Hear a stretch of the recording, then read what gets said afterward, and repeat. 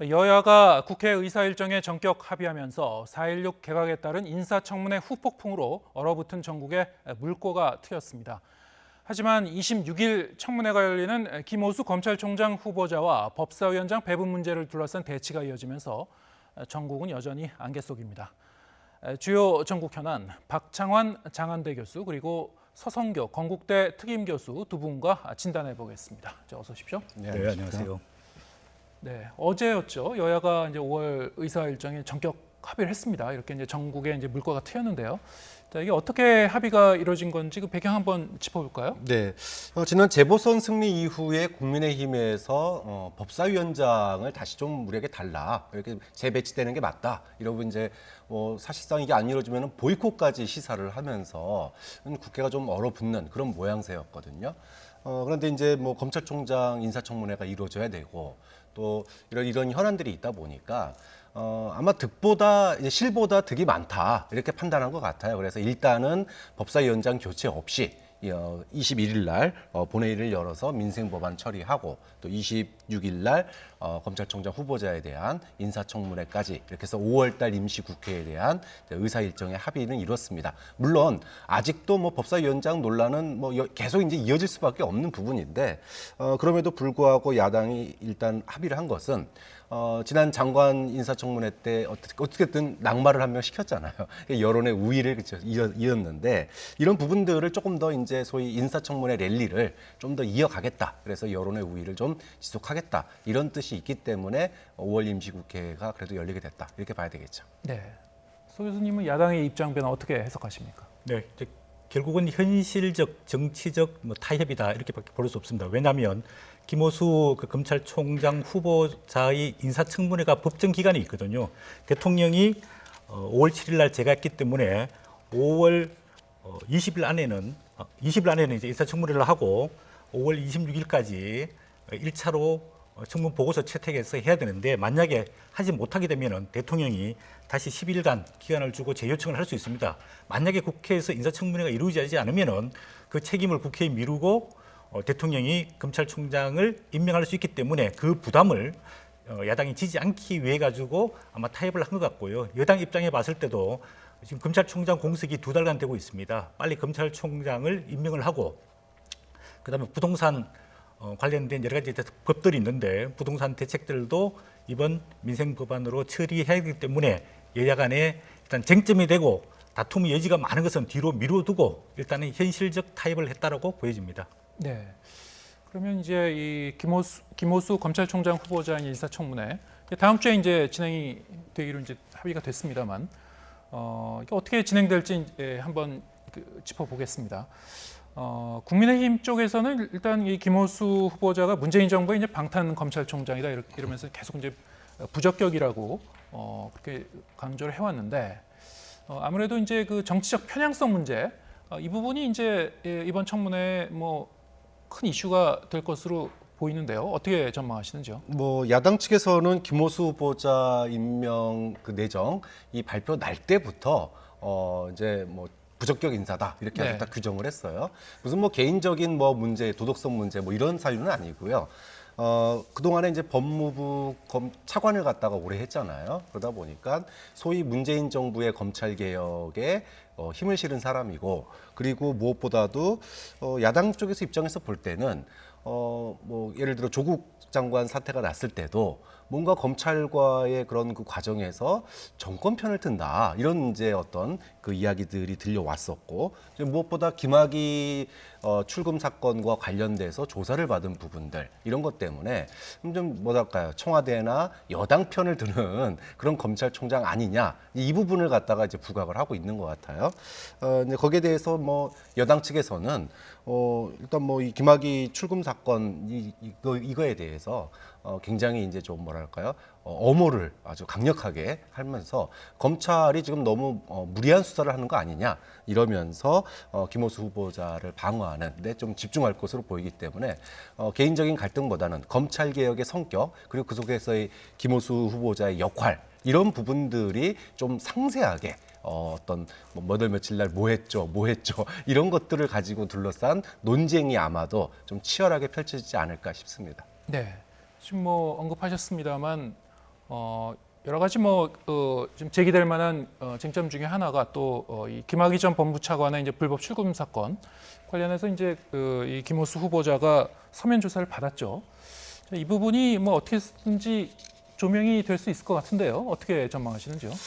예, 그 김학의 전 법무부 차관 불법 출국 금지한 데는 여러 사람이 관련돼 있습니다. 예. 청와대 이광철 당시 선임 행정관이 주도적으로 했고요. 그 위에 상관인 조국 민정수석, 그다음에 검찰의 윤대진 당시 검찰국장, 그다음에 법무부 차관, 법무부 장관 이렇게 보고 라인이 있었는데 과연 당시에 이제 법무부 장관한테 보고가 되지 않고 법무부 차관 김호수 차관한테 보고가 됐는데 본인이 어떻게 지시했느냐, 관여를 했느냐 이 부분이 굉장히 핵심 쟁점이 될 걸로 보여지는데 만약에 본인이 적극적으로 보고를 받고 적극적으로 관여를 했다면은 아마 지금 관련된 공소장이 일부 보도가 되긴 했는데 피의자 신분이 되기 때문에 검찰총장으로서는 상당히 부담이 갈 수밖에 없지 않을까 이런 생각이 드는데 그래서 야당에서 많은 이런 증인들을 참고인들을 신청을 했는데 여당으로서는 부담이 되기 때문에 전부 다 일괄 거부를 하고 있습니다.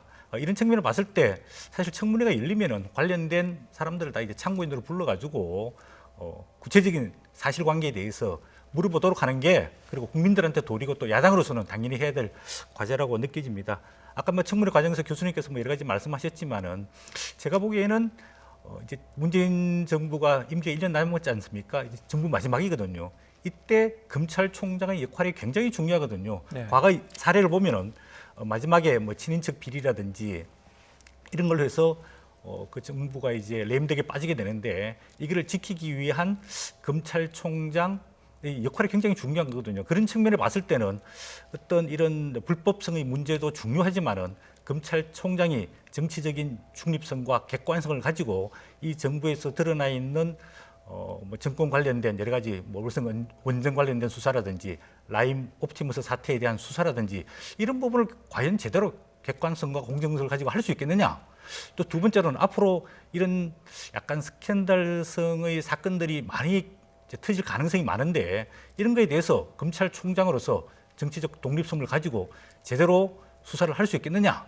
그런 측면에서 야당이 검찰총장에 대한 상당한 예봉 꺾기랄까 아니면은 조금 관리 측면이랄까 이런 측면에서 이런 검찰 수사 문제 또 정권 수사 문제 그다음 또 검찰 이제 인사가 곧 있을 예정인데 검찰 인사를 어떻게 할 거냐 이런 문제 그다음 또 검찰 개혁 과정 속에서 지금 이제 공수처와 역할 분담이 돼 있고 또 중대범죄수사청이 이제 설립될 예정이지 않습니까? 이런 부분에 대해서 검찰총장이 어떤 입장을 가지고 어떻게 검찰 조직을 이끌고 나갈 것이냐 이런 부분에 아마 야당이 더 초점이 맞춰지지 않을까 그렇게 보여집니다. 네. 지금 얘기한 문제하고는 또 다른 각도의 이제 이슈이긴 합니다만, 이 김호수 후보자가 이제 지난해 법무부 차관을 퇴임하고 나서 한 8개월 동안 법무법인에서 일했었죠.顧問 변호사로 일하면서 이제 자문료 쪽으로 급여를 받은 게 있는데요. 8개월 동안. 자, 이 부분도 이제 논란이 됐습니다. 이른바 이제 정관예우 논란인데 이전에 이제 이 법무부 차관급 인물들의 이 정관예우 그리고 그들이 받은 급여에 비하면 상대적으로 그렇게 높지 않다는 지적도 있습니다만 여전히 이제 국민의 이 눈높이에서는 이걸 어떻게 볼 것인가 여러 가지 논란이 될 수도 있을 것 같아요. 어떻게 보시는지요? 일단 아까 얘기했던 정치적인 편향성 부분은 사실 역대 검찰총장들 또 정권 말기의 검찰총장들 인사 때마다 계속 있었어요. 어느 대통령이건 자기하고 좀 가까운 사람, 자기가 좀 믿을 수 있는 사람을 검찰총장 앉히고 싶겠죠. 그런데 역대 정권 마지막 검찰총장들이 다 그렇게 믿었던 검찰총장들이 다 대통령 마지막에 수사를 다 했습니다. 그러니까 지금 김호수 후보자도 지금이야 대통령하고 친할지 모르겠지만 어떤 사건이 터진다 그랬을 때 수사를 하지 않는 검찰총장은 없다. 그래서 정치적인 이 공정성 논란 이런 부분들은 뭐 검찰 조직이 그렇게까지 하지 않을 거라고 보고요. 저는 문제는 오히려 저는 정관예우라고 봐요. 사실 문재인 대통령이 검찰 개혁을 얘기를 하고 민주당 정권이 검찰 개혁을 얘기했을 때 그 중에 하나의 사안 중에 하나가 이 정관예우거든요. 물론 이거는 검찰만 있는 건 아닙니다. 그런데 이 검찰 출신들, 특히 이제 법관 출신들이 고위직들이 진짜 수억 원씩 그 정관예우를 받는데 정관예우 받는 이유가 뭡니까? 전화 한 통 해주는 것 때문에 받는 거 아닙니까? 이것 때문에 소위 사법개혁을 갖다가 가장 주창했던 정권이 문재인 정권인데 다른 부분들 물론 법 위반은 아니죠. 들어가 있는 로펌이 소위 그 규모가 있는 로펌이 아니었고 그 다음에 부당한 어떤 전화를 했다던가 이런 불법적인 건 없었습니다. 그럼에도 불구하고 국민의 눈높이에서 정관예우라고 하는 것들이 있어서는 안 된다라고 하는 게 어느 정도의 좀 사회적 합의인데 그런 합의를 갖다가 아무리 검찰 개혁이 중요하지만 이 진정성이 느껴지는 그런 면에 있어서는 좀 아쉬운 측면, 하자가 있는 후보 아니냐라고 하는 쓴소리를 들을 수밖에 없을 것 같아요. 그런 점에서 참 검찰총장이 역대 인사에서 지금 가장 힘든 인사일 것 같아요. 예. 소위 말하면 추윤 갈등 속에서 후임자를 정해야 되는 사안이기 때문에 어려운 문제인데 좀 그럼에도 불구하고 전관예우만큼은 좀 더 깨끗하고 좀 그랬으면 어땠을까 아쉬움이 좀 있는 인상 같습니다. 네, 지금 말씀하셨듯이 검찰 개혁에 이제 방점을 두고 계속 드라이브를 걸어온 이 정권의 법무부 차관 출신 그리고 사실 이제 김호수 후보자 같은 경우에는 그동안 검찰총장이 아니더라도 다른 어떤 정부 요직에도 계속 하마평에 올랐던 인물이거든요. 그런데 왜 이 정관예우 부분에 대해서 본인은 그게 그렇게 중요한 게 아니라고 생각한 건지 참 아쉬운 부분이에요. 어떻게 보시는지요? 네, 말씀하신 대로 이제 법무부 차관을 그만두고 난 이후에도 감사위원으로 또 추천되고 그러면서 감사원장이 계속해서 정치적 편향성을 두고 이제 거부를 하고 했지 않습니까? 또 법무부 장관 하마평에도 계속 올랐습니다. 그리고 마지막에 이제 검찰총장으로 지명됐는데 이 기간이 보면은 굉장히 짧은 기간이거든요. 예. 그렇다면 본인이 좀 더 공직에 대한 또 헌신성, 희생성, 천명성 이런 걸 가지고 조금 갔으면 좋지 않겠느냐 이런 생각이 들고 본인의 눈높이에 봤을 때는 이게 월 한 2,500만 원 한 8개월이면 한 2억 왔다 갔다 하는 돈인데 작은 돈이라고 볼 수 있지만은 일반 변호사들 평균 급여 수임료 기준이 한 4, 500 정도 좀 되거든요. 그런 측면에 봤을 때는 상당히 좀 과다했을 수 있다. 그 부분에 대해서 본인이 어떻게 이제 해명하고 설명할지 조금 봐야 될 측면이 있지 않을까 보여집니다. 네, 그리고 지금 계속 말씀드립니다만 국민의 눈높이가 또 과거와 많이 달라졌기 때문에 좀 정확하게 얘기하면 1억 9천여만 원 정도 된 걸 1억 9,200만 원인가요? 그렇게 지금 그 자료가 제출됐다고 하는데요. 이 부분도 이제 청문회 과정에서 어떻게 좀 논의가 되는지 봐야 될 것 같습니다. 자, 지금 청문회도 그렇고요. 근데 지금 이제 법사위원장 등 상임위 배분 문제는 여전히 지금 불씨가 남아 있는 거죠. 불씨가 남아 있는 건데 법사위원장 자리를 돌려달라, 절대 줄 수 없다 이렇게 지금 팽팽히 맞서고 있죠, 여야가. 자, 이게 어떻게 보시는지요? 야당이 지금 다시 가져오기도 어려운 상황 같은데요. 여당 입장을 보면요, 어떻게 풀릴 것으로 보이는지요? 현실적으로 그 법사위원장을 국민의힘이 가져가기가 어려운 구조예요. 예. 그러니까 이미 174석의 거대 여당이 법사위원장을 야당에 줬을 경우에 앞으로 그 남은 기간 문재인 정부가 이제 미처 못한 일들이 있는데 그런 입법들을 갖다가 통과시키려고 할 때 법사위에서 가로막으면은 174석이나 되는 거 가지고 아무것도 못 하거든요. 결론은 법사위원장은 아마 굉장히 어려울 거다. 근데 이제 야당 일각에서도 이왕 이렇게 된 거 그럼 우리가 이렇게 여당에다 구걸하지 말고 당당하게 우리가 다수당 돼서 이제는 법사위원장이 여당이 가져가는 거를 아예 관례화시키자 이런 얘기도 야당 일각에서 나왔었거든요. 저렇게 본다면 오히려 현실적으로 보면은 법사위가 여당이 법사위원장을 가져가는 관행이 이번 그 국회를 계기로 해서 굳어질 가능성이 오히려 더 현실적이지 않느냐. 사실 좀 민주당이 맨 처음에 협상할 때도 그랬지만 원 구성할 때도 다른 자리들은 갖다가 최대한 배려하겠다라고 계속 얘기를 했었거든요. 근데 그걸 갖다가 다 거부하고 우린 위원장 안 맡겠다. 그랬다가 사실은 지난 1년 동안 어떠한 견제도 제대로 못했잖아요. 국회에서. 좀 그런 점에서 본다면 좀 주요한 상임위를 갖다가 대신 배정받는 쪽으로 어느 정도의 현실적인 타협이 결과적으로는 이루어지지 않겠느냐 이렇게 전망을 합니다. 네, 지금 뭐 외통위원장하고 정무위원장 자리는 민주당 쪽에서 협상할 수 있다 뭐 이렇게 좀 밝히고 있는데요. 절충할 수 있을 것 같습니까? 저는 뭐 절충을 해야 된다고 생각합니다. 예. 아까 교수님 말씀하신 대로 이제 법적으로 보면 뭐 다수당이 절대 다수 의석을 갖고 있는 민주당이 뭐 본회의를 통해 가지고 모든 상임위원장을 지금 독식하고 있는 구조지 않습니까?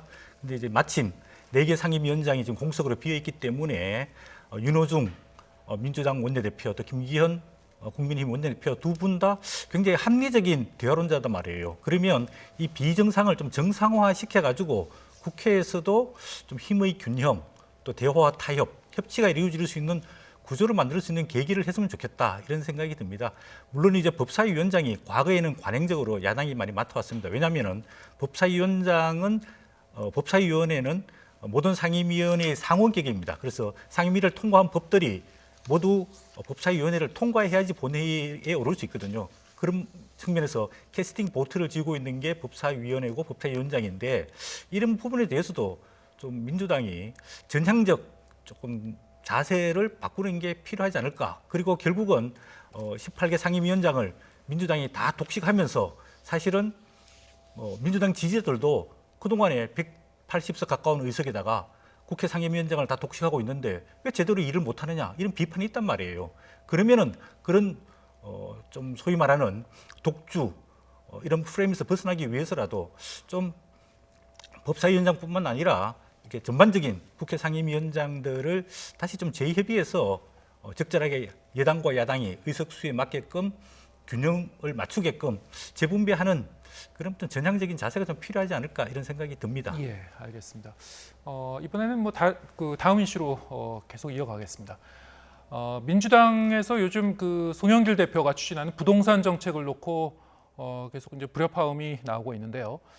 그제 열린 최고위원회에서는 이제 엉터리라는 그 비판까지 나왔죠. 관련 발언 들어보겠습니다. 부동산 정책 실패의 원인 진단도 처방도 엉터리라고 생각합니다. 부디 우리 당의 부동산 특위가 부자들 세금 깎아주기 위한 특위가 아니길 바랍니다. 부동산 세제와 LTV DTI 대출 규제는 시장에 끼치는 영향이 큰 만큼 세심하게 검토하겠습니다.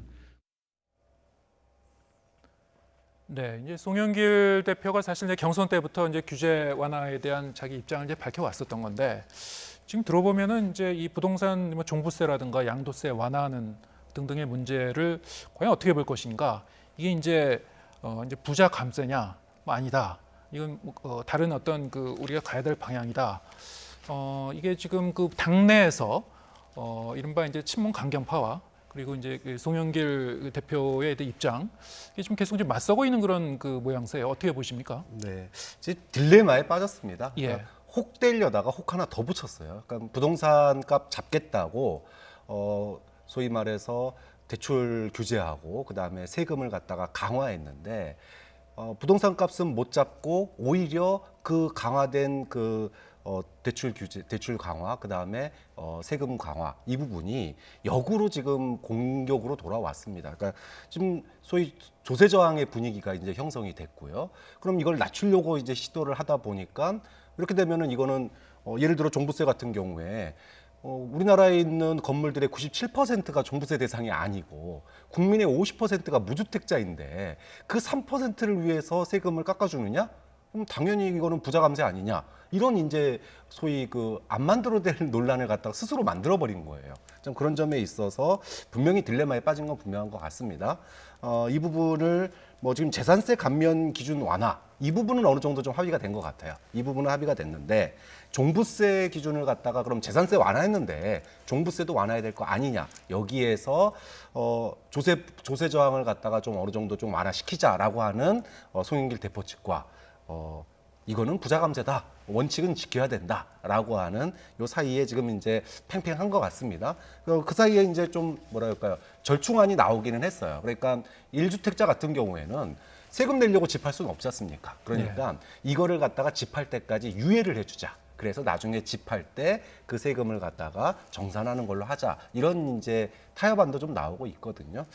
결국은 뭐 선거를 치러야 되는 민주당 입장에서는 악화되는 조세 저항 그 부담을 피하면서 또 그러고 부자 감세를 했다라고 하는 이 비판도 피해야 되는 이 이 뭐라 그럴까요? 딜레마 사이에서 정말 어느 정도의 절충점을 찾아내느냐, 이제 이게 좀 상당히 어려운 그런 과제를 안게 된 것 같습니다. 네. 어쨌든 이제 민주당 내부에서는 그 재보선 참패의 원인이 이제 부동산 정책에 대한 어떤 불만과 직결된다라는 점에 대해서는 뭐 별로 이의가 없을 것 같은데요. 지금 이 문제를 어떻게 앞으로 다룰 건가에 대한 어떤 아주 근본적인 그 이 관점의 어떤 차이, 이런 간극이 좀 계속 노출되고 있는 것 같습니다. 근데 이게 일종의 이제 그 뭐랄까요, 이제 노선 투쟁이랄까, 이런 걸로도 이제 비춰지고요. 이게 앞으로도 그 뭐 송영길 대표는 계속 이제 당이 정책의 중심이 돼야 된다 이렇게 좀 강조하고 있는 참인데, 앞으로 뭐 당정 관계라든가 뭐 정책 수립 과정에서 뭐 계속 이런 혼선이 좀 증폭될 여지가 있을까요? 어떻게 보시는지요? 상당히 이제 말씀하신 대로 뭐 갈등 소지가 굉장히 많다고 보여집니다. 지금 문재인 대통령도 4주년 뭐 기자회견에서 부동산 정책의 실패에 대해 가지고 본인이 뭐 고백했지 않습니까? 그렇듯이 25번의 문재인 정부 부동산 대책이 다 실패한 겁니다. 근데 실패했으면은 근본적인 원인을 뭐냐, 진단을 어떻게 해야 되느냐, 그리고 대책이 이렇게 나와야 되는데, 일부에서는 기존 근본적인 대책 기존은 그대로 가지고 가고 나머지 송영길 대표가 이야기하고 있는 일부만 조금 바꾸자, 이런 식으로 부분적 손질에 조금 뭐 포인트가 찍혀져 있는데, 이런 식으로 해서는 부동산 대책이 정말 실효성이 있을까, 또 정책으로서 실현 가능성이 있을까, 이런 거 봤을 때 굉장히 회의적이라고 보여집니다. 부동산 정책은 크게 봤을 때 부동산 정책뿐만 아니라 그 수요자들에 대한 어떤 연령이라든지 소득이라든지 재산, 그 다음에 부동산이 가지고 있는 그 지역의 교육이라든지 교통이라든지 문화라든지, 또 부동산 자체가 중요한 게 아니고 금융도 굉장히 중요하거든요. 지금 부동산 가격이 오른 것은 물론 공급이 못 따라가서 일어난 부분도 있지만은 지금 과잉유동, 돈이 많이 풀렸기 때문에 부동산 가격이 올라가는 측면도 있거든요. 그다음 또 금리와도 연결되어 있습니다. 그러니까 부동산은 부분적으로 세금을 어떻게 할 거냐, 규제를 어떻게 할 거냐, 대출을 어떻게 할 거냐, 이런 미세적인 부분이 아니고 전체적인 측면에서 종합 대책을 가져가야 되는 거거든요. 그동안에 문재인 정부가 왜 25번 부동산 정책이 실패했느냐, 그거는 부분적인 땜방식 그 정책만 내세우다 보니까 실패한 거거든요. 그런 부분에 대해서 좀 근본적인 또 성찰이 필요하지 않을까 보여지고 있고요. 이제 송영길 민주당 대표는 사실은 지금 대선 국면이기 때문에 본인의 목소리를 내기가 굉장히 어렵습니다. 왜냐하면 대선 후보들이 내는 정책 기조, 공약 이런 것들이 더 중요해지고 있거든요. 그러면 본인의 목소리보다는 본인이 좀 안정적인 조정자 또는 안정적인 관리자로서 당과 정부, 청와대의 입장을 조율하면서, 지금은 이제 대선이 한 10개월밖에 남지 않았지 않습니까? 그런 측면에서 대선 후보들이 어떻게 더 공약을 내세우면서 빛나게 해줄 것이냐, 이런 측면에 조금 포인트를 주면은 성공한 당 대표가 될 수 있지 않을까, 그렇게 생각이 듭니다. 네. 지금 뭐 이제 부동산 정책 얘기가 나왔는데, 나온 김에 저희가 그 최근 뭐 불거진 이슈죠. 이 부분 좀 간단히 짚어보겠습니다. 관세청 산하의 이제 관세평가분류원이라고 있습니다. 이 기관은 이제 세종신청사가 관평원 그 직원들의 세종 아파트 특별 공급 목적으로 지어졌다는 그런 의혹이 불거졌죠. 자, 이게 이제 이 신청사를 짓는데 예산이 이제 171억 원이 투입이 됐다고 하는데, 기획재정부에 예산까지 요청해서 이렇게 예산을 따낸 건데, 자, 현재 내부는 이제 텅텅 빈 이제 유령 건물이라고 해요. 자, 이런 게 어떻게 가능했는지 좀 상당히 좀 의아스러운데 어떻게 보셨습니까? 네, 이거 정말 말도 안 되는 일이 벌어졌습니다. 사실 일반 국민들은 듣도 보도 못한 기관인데, 관세청 산하의 관세평가분류원, 관평원이라고 불린다고 그래요. 여기가 원래 이제 그 세종시 이전 대상이 아니었는데 16년도에 무리하게 이전하겠다 이렇게 신청을 했고, 그것을 갖다가 또 이 행복청 이쪽에서는 확인도 제대로 하지 않은 채 그럼 부지 마련해 줄게 이렇게 해가지고 171억 원이 들려서 결국은 17년도에 이제 건물이 지어졌죠. 그런데 그 과정에서 여기는 이전 대상이 아니야라고 이제 결론이 나버린 겁니다. 그러니까 건물은 지어졌고 또 건물이 지어졌다는 거는 공무원들이 이전한다는 거니까 소위 공무원들에게 특별 공급되는 아파트까지 그 직원들에게 일부 분양이 된 상태인데 이제 이전을 못 하게 된 거예요. 그러니까 공무원들이 소위 세종시 아파트는 특별 공급 받은 건 다 받은 대로 끝났고 근데 이전은 안 됐고 171억은 날아갔고 자 그러면 이제 누군가 이 책임을 져야 되지 않습니까? 그래서 행안부에서 이거 좀 특별 감사를 하자 이렇게 이제 감사원에다가 신청을 했는데 또 이게 또 기각이 됐어요. 근데 이게 결국은 그러면은 현 정권 문제냐 전 정권 문제냐 서로 이제 책임 떠넘기가 되는 겁니다. 네. 무리한 이전을 추진한 거는 16년도 박근혜 정권 때 당시에 관세청장이 추진을 한 거고 이거를 갖다가 결국은 그 완성까지 밀어붙인 사람은 또 문재인 정부 초기에 임명된 관세청장이에요. 그러면은 소위 말해서 권력 그 이양기 때 공무원들의 그런 목소리가 반영이 돼서 거기에 휘둘린 소위 정무직들이 오히려 중심을 잡아주는 게 아니라 공무원들한테 휘둘려 가지고 결과적으로는 낭비한 이런 이제 사례가 돼버렸어요. 좀 그런 점에 있어서 정말 국민들 입장에서는 너무나 황당한 일이 벌어졌다. 정권과 정권 사이에 벌어진 일이긴 하지만 이 부분에 대해서는 감사원이 조금 더 전향적으로 조사를 해서 이런 일이 다시는 발생하지 않게끔 철저하게 조사를 해야 된다고 봅니다. 네. 지금 뭐 말씀하셨듯이 이게 이번에 처음 알려진 게 아니고 사실은 알만한 사람은 알고 있었던 게다가 이제 이 행안부는 계속 이제 제동을 걸려고 했었고 또 이 공익감사까지 청구했는데 그게 이제 또 기각이 됐었던 이런 사실도 이제 다시 드러났거든요. 자 이런 과정을 보면은 이게 뭐 사실 뭐 노영욱 지금 국토부 장관 그 본인도 인사청문 과정에서 이른바 이제 이 특공 이 특별 공급 목적의 이제 이 특별 분양을 받아서 이제 재테크를 하는 사실이 드러났었죠. 이게 이제 그 공무원들 사이에서도 이런 어떤 그 특혜의 어떤 이런 이 부분이 이제 관행처럼 퍼졌었던 것 같고요. 문제는 이제 이게 이 기관뿐만이 아니고 다른 기관에도 계속 이제 벌어졌다 이런 게 이제 속속 이제 밝혀지고 있어요.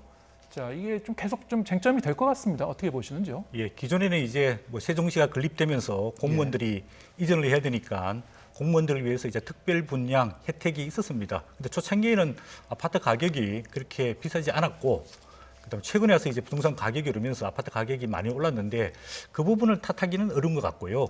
이거는 문제 이슈가 뭐냐면 결국은 행안부에서 기관 이전을 예를 들어서 허락받지를 않고 임의적으로 부지를 매입하는데 기재부에서 예산을 줬단 말이에요. 이건 불법 예산 신청이고 사용입니다. 이거는 이게 관세청과 또 관세분류평가원과 기재부 예산실이 이거는 책임을 져야 될 일이고요.